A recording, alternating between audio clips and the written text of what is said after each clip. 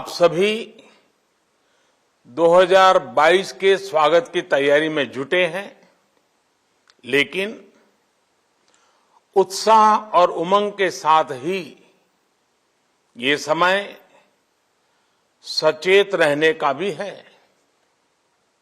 आज दुनिया के कई देशों में कोरोना के नए वेरिएंट ओमिक्रॉन की वजह से संक्रमण बढ़ रहा है। भारत में भी कई लोगों के ओमिक्रॉन से संक्रमित होने का पता चला है। मैं आप सभी से आग्रह करूंगा कि पैनिक न करें। हां, सावधान रहें, सतर्क रहें, मास्क उसका भरपूर उपयोग करें और हाथों को थोड़ी थोड़ी देर पर धुलना, इन बातों को हमें भूलना नहीं है। आज जब वायरस म्यूटेट हो रहा है तो हमारी चुनौतियों का सामना करने की ताकत और आत्मविश्वास भी मल्टीप्लाई हो रहा है। हमारी इनोवेटिव स्पिरिट भी बढ़ रही है। आज देश के पास 18 लाख आइसोलेशन बेड्स हैं, 5 लाख ऑक्सीजन सपोर्टेड बेड्स हैं, 1,40,000 आईसीयू बेड्स हैं। आईसीयू और नॉन आईसीयू बेड्स को मिला दें तो 90,000 बेड्स विशेष तौर पर बच्चों के लिए भी हैं। आज देश में 3,000 से ज्यादा पीएसए ऑक्सीजन प्लांट्स काम कर रहे हैं। 4 लाख ऑक्सीजन सिलेंडर्स देश भर में दिए गए हैं। राज्यों को जरूरी दवाओं की बफर डोज तैयार करने में सहायता की जा रही है। उन्हें पर्याप्त टेस्टिंग किट्स भी मुहैया कराई जा रही है। साथियों, कोरोना वैश्विक महामारी से लड़ाई का अब तक का अनुभव यही बताता है कि व्यक्तिगत स्तर पर सभी दिशा निर्देशों का पालन कोरोना से मुकाबले का बहुत बड़ा हथियार है। और दूसरा हथियार है वैक्सीनेशन।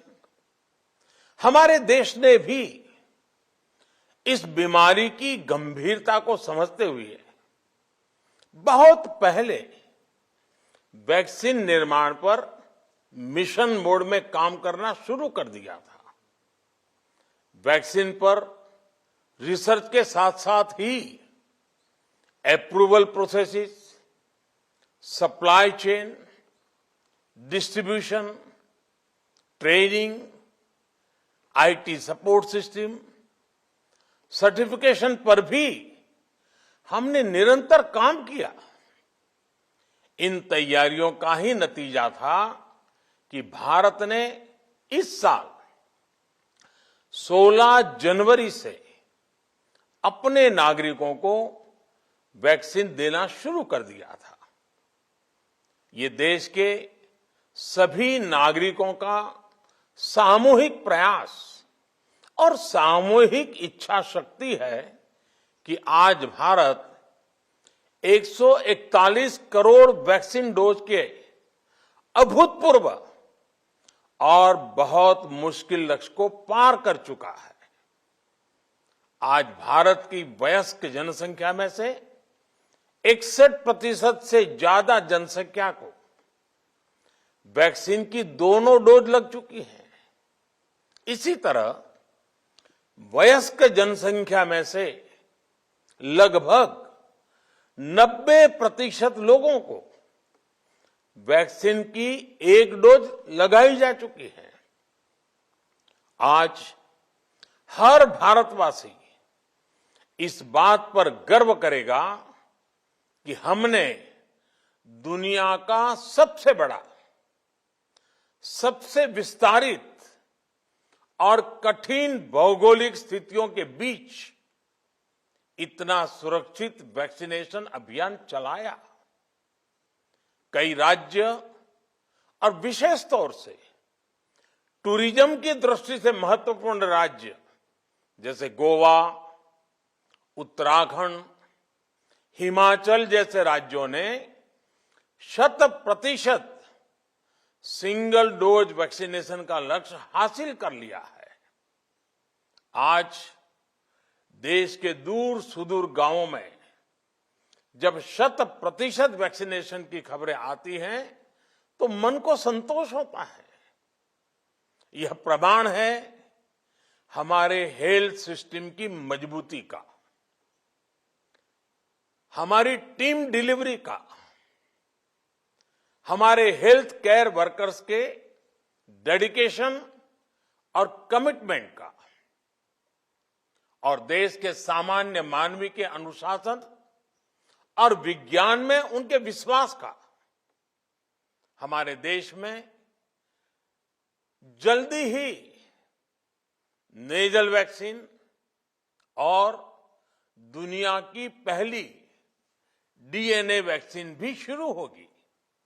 साथियों, कोरोना के खिलाफ भारत की लड़ाई शुरू से ही वैज्ञानिक सिद्धांतों, वैज्ञानिक परामर्श और वैज्ञानिक पद्धति पर आधारित रही है। पिछले 11 महीने से देश में वैक्सीनेशन अभियान चल रहा है। देशवासी इसके लाभ भी महसूस कर रहे हैं। उनकी रोजमर्रा की जिंदगी सामान्य हो रही है।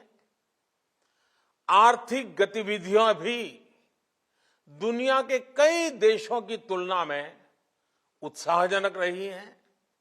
लेकिन साथियों, हम सभी जानते हैं कि कोरोना अभी गया नहीं है। ऐसे में सतर्कता बहुत जरूरी है। देश को सुरक्षित रखने के लिए, देशवासियों को सुरक्षित रखने के लिए हमने निरंतर काम किया है। जब वैक्सीनेशन शुरू हुआ तो उसमें भी वैज्ञानिक सुझावों के आधार पर ही ये तय किया गया कि पहली डोज किसे देना शुरू किया जाए, पहली और दूसरी डोज में कितना अंतराल हो, स्वस्थ लोगों को कब वैक्सीन लगे, जिन्हें कोरोना हो चुका है उन्हें कब वैक्सीन लगे, और जो कोमॉर्बिडिटी से ग्रस्त हैं उन्हें कब वैक्सीन लगे। ऐसे निर्णय लगातार किए गए और ये परिस्थितियों को संभालने में काफी मददगार भी साबित हुए हैं। भारत ने अपनी स्थिति परिस्थिति के अनुसार भारत के वैज्ञानिकों के सुझाव पर ही अपने निर्णय लिए हैं। वर्तमान में ओमिक्रॉन की चर्चा जोरों पर चल रही है। विश्व में इसके अनुभव भी अलग अलग है, अनुमान भी अलग अलग है। भारत के वैज्ञानिक भी इस पर पूरी बारीकी से नजर रखे हुए हैं, इस पर काम कर रहे हैं। हमारे वैक्सीनेशन को आज जब 11 महीने पूरे हो चुके हैं तो सारी चीजों का वैज्ञानिकों ने जो अध्ययन किया है और विश्व भर के अनुभवों को देखते हुए आज कुछ निर्णय लिए गए हैं।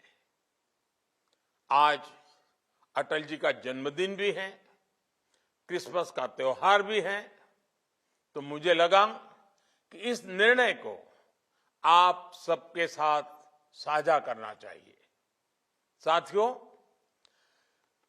15 साल से 18 साल की आयु के बीच के जो बच्चे हैं अब उनके लिए देश में वैक्सीनेशन प्रारंभ होगा। 2022 में 3 जनवरी को सोमवार के दिन से इसकी शुरुआत की जाएगी। ये फैसला कोरोना के खिलाफ देश की लड़ाई को तो मजबूत करेगा ही, स्कूल कॉलेजों में जा रहे हमारे बच्चों की और उनके माता पिता की चिंता भी कम करेगा। साथियों, हम सबका अनुभव है कि जो कोरोना वॉरियर्स हैं, हेल्थ केयर और फ्रंटलाइन वर्कर्स हैं, इस लड़ाई में देश को सुरक्षित रखने में उनका बहुत बड़ा योगदान है। वो आज भी कोरोना के मरीजों की सेवा में अपना बहुत समय बिताते हैं।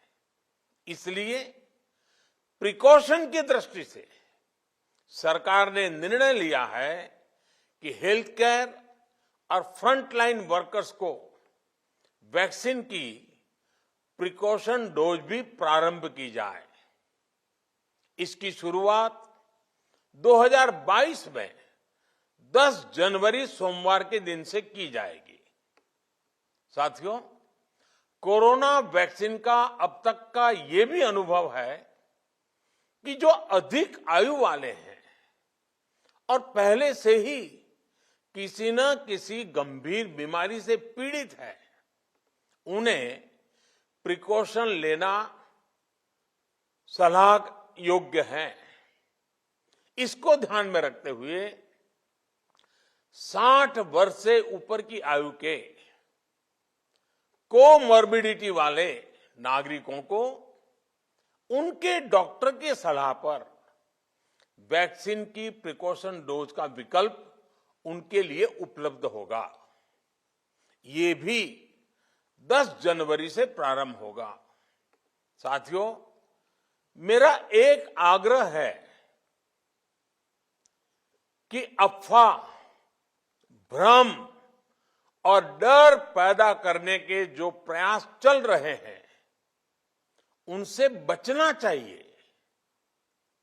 हम सभी देशवासियों ने मिलकर अब तक दुनिया का सबसे बड़ा वैक्सीनेशन अभियान चलाया है।